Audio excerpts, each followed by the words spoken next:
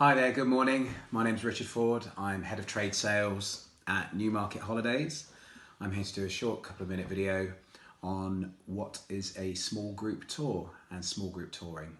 I could do it even shorter if you like. A small group tour is a tour with less people in. The end. No, let's expand on that a little bit. So, a small group tour, yes, less people. For Newmarket as an example, our tours are between 16 and 20 people, but that does vary per operator. So do check with your ATAS members and find out what they consider to be a small group tour. And what are the benefits of that? Well, we're using smaller vehicles, so you can get into more intimate areas. And with those more intimate areas, you get to meet locals, families, etc. So it's a little bit more experiential. And of course, with the smaller groups, you can use smaller, unique accommodation and homes, even in some cases.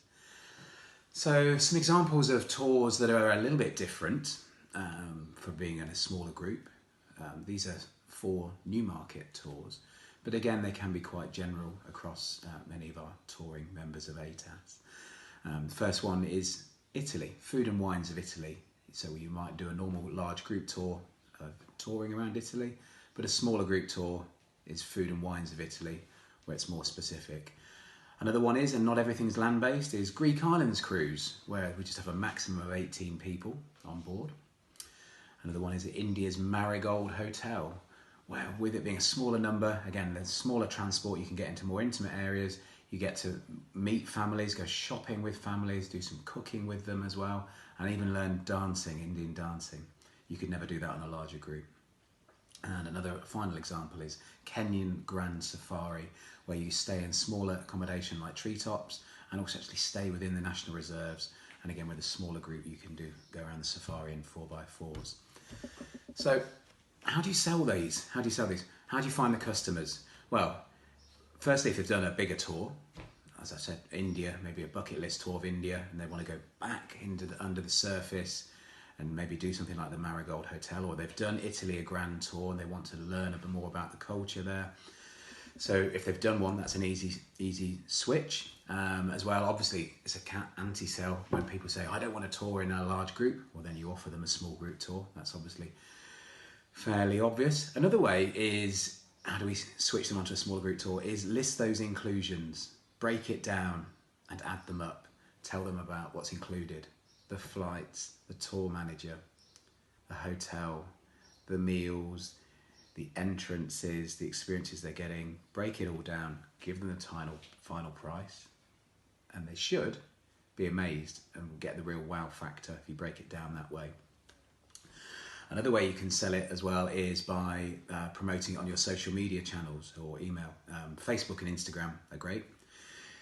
If you tie that in, get the Radio Times out, if you tie that in with TV schedules, look at what someone like Julia Bradbury's doing, Michael Palin, Joanna Lumley, or even a local, maybe even a topical thriller or something. We've just had The Nest on TV every Sunday night, and that was based in Glasgow, so we saw a peak of interest in people wanting to tour to Scotland.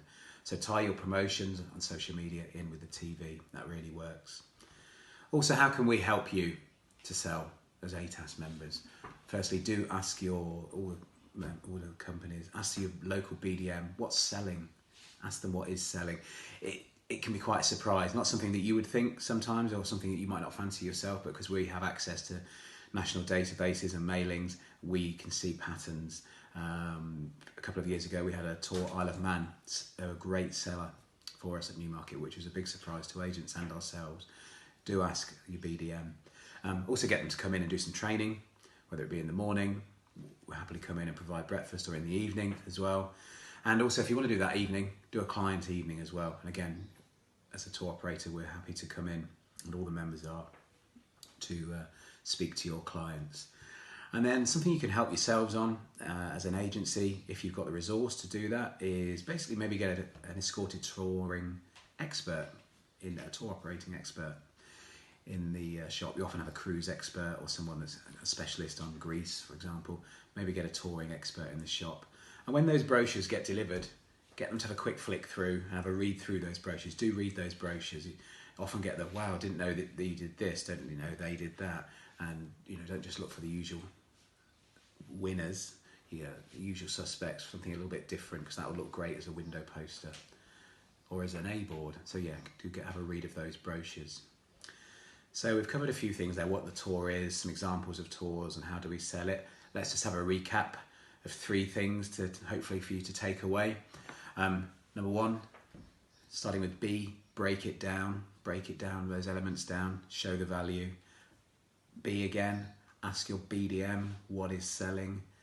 And C, coincide what is being shown on the TV and coincide your promotions with that. So B, B, C. Easy one, nice acronym to remember. Thanks for listening.